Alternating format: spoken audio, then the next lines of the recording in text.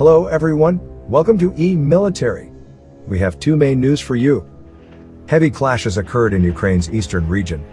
Sporadic shelling across the line dividing Ukrainian government forces and pro-Russian separatists in the east has intensified since Thursday. Sounds of fighting were heard again on Monday, including a blast in the center of the separatist-held city of Donetsk. The cause was not known. Meanwhile, secret discussions are underway between Western allies over how to arm what they expect to be fierce Ukrainian resistance in the event of a Russian invasion that topples the Kiev government.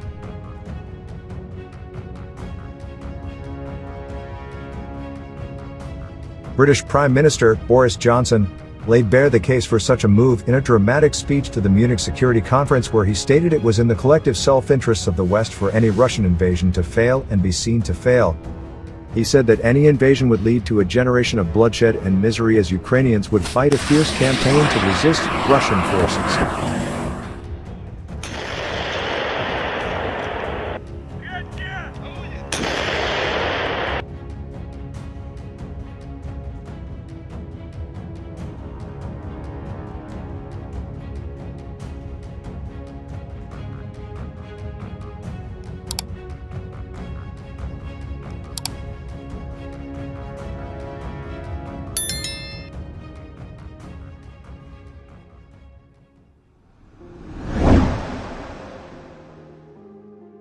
The Observer reports that secret talks are underway between Western allies over how to arm what they expect to be fierce Ukrainian resistance in the event of a Russian invasion. It says the degree of military assistance and the extent to which it is overt is still under discussion. At the crucial gathering in Munich, UK Prime Minister Boris Johnson warned of a protracted battle after any invasion that Russia could not contain. He said, "A lightning war would be followed by a long and hideous period of reprisals and revenge and insurgency, and Russian parents would mourn the loss of young Russian soldiers, who in their way are every bit as innocent as the Ukrainians now bracing themselves for the attack." If Ukraine is overrun by brute force, I fail to see how a country encompassing nearly 250,000 square miles, the biggest nation in Europe apart from Russia itself, could then be held down and subjugated forever. It came as Ukrainian President Volodymyr Zelensky demanded greater support from the West in the face of Russian aggression and the immediate imposition of tough sanctions on Russia, which leaders have vowed to impose should an invasion take place. Ukraine's military said 2 of its soldiers had been killed and 4 injured in enemy shelling on Saturday. It said there were 70 ceasefire violations as of 5 p.m. local time. Civilians living close to the front line with separatist-controlled territory experienced another day of intense shelling and bombardment. Ukraine's foreign ministry said armed Russian formations had unleashed provocative firing all across the 155-mile or 250 kilometers front line in the east of the country. There was growing suspicion that Russia was behind a series of seemingly coordinated false flag attacks designed to give President Vladimir Putin a pretext for a possible invasion. The Guardian reported that in Stanitsia Luhanska, a Ukrainian-controlled town on the outskirts of Luhansk, one of the Russia-backed separatist capitals, repeated thuds of incoming fire were audible on Saturday afternoon. Ukrainian officials in the town said there had been frequent bursts of incoming fire over the past few days. The Ukrainian military took a group of journalists into Stanitsia Luhanska by helicopter and armored vehicles on Saturday to help dispel what it said was a false Russian narrative that the Ukrainian army has been behind the recent rise in violence. Ukraine's military intelligence service said on Saturday the Kremlin was planning further destabilizing operations, which could even see civilians killed, with an attack blamed on Kiev. The Ukrainian capital was also a possible target, it indicated. The service said that leaflets circulating in the Donetsk and Luhansk rebel republics, purporting to come from the Ukrainian army, were fakes.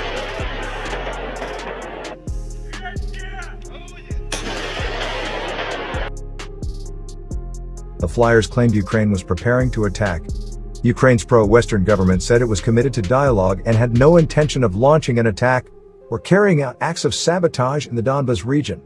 Meanwhile, NATO said it was moving its personnel from Kiev to the western city of Lviv. The British embassy relocated to Lviv on Saturday. Until now, public discussion has been limited to the massive economic sanctions the West will impose on the Russian economy and Putin's circle. Steps have also been taken to protect NATO's eastern flank, principally in Poland, Romania, and the Baltics.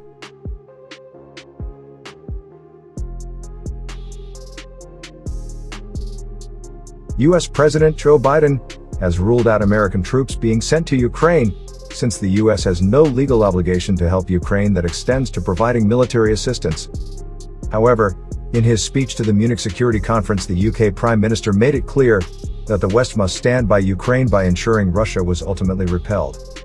If dialogue fails and if Russia chooses to use violence against an innocent and peaceful population in Ukraine, and to disregard the norms of civilized behavior between states, and to disregard the Charter of the United Nations, then we at this conference should be in no doubt that it is in our collective interest that Russia should ultimately fail and be seen to fail, Johnson said. Meanwhile, violence in Ukraine's east has escalated rapidly over the past week, where clashes between pro-Russian separatists and Ukrainian forces intensified in recent days. Ukrainian President Volodymyr Zelensky on Sunday called for an immediate ceasefire in the region.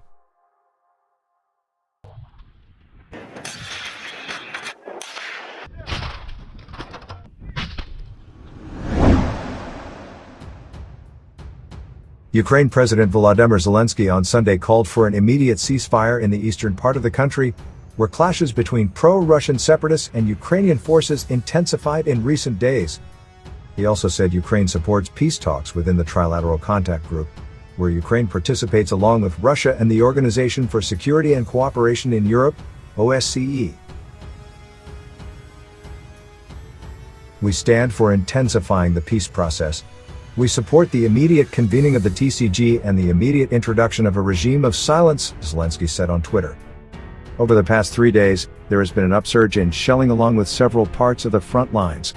The Ukrainians say shelling by the Russian-backed separatists is at its highest in nearly 3 years, and for their part, the separatists allege the use of heavy weapons by Ukrainian armed forces against civilian areas. On Thursday, a kindergarten in Ukrainian-controlled territory less than 5 kilometers from the front line was hit. On Friday and Saturday, the Ukrainian authorities reported a further spike of shelling by heavy weaponry, which is banned from within 50 kilometers of the front lines by the Minsk agreements. Ukrainian authorities say there were 60 breaches of a ceasefire on Thursday, many of them by heavy weapons. The leaders of the two breakaway pro-Russian territories, which call themselves the Luhansk and Donetsk People's Republics, claim the Ukrainians are planning a large military offensive in the area. On Friday, they organized mass evacuations of civilians to Russia while instructing men to remain and take up arms. Ukrainian officials repeatedly deny any such plans. On Friday, the head of Ukraine's National Security Council, Alexei Danilov, said, "There is a great danger that the representatives of the Russian Federation who are there will provoke certain things. They can do things that have nothing to do with our military."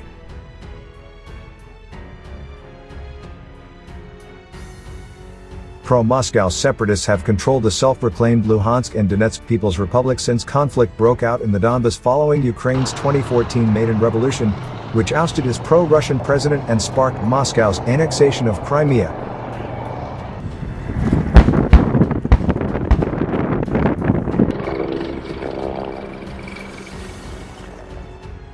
Russian President Vladimir Putin has regularly criticized Ukraine's alignment toward the West since then, repeatedly alleging discrimination toward Russian speakers in Ukraine and criticizing the closure of pro-Russian media outlets. Earlier this week, he claimed that Kiev was committing genocide in the Donbas. In general in Ukraine, there is a massive violation of human rights. On a legislative level, discrimination towards Russian speakers is being consolidated, Putin said Friday. The Kremlin has issued several 100,000 passports to residents in the breakaway states in recent years.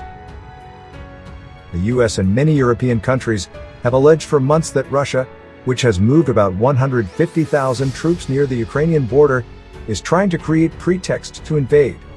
They are uncoiling and are now poised to strike, US Defense Secretary Lloyd Austin said Saturday during a visit to Lithuania.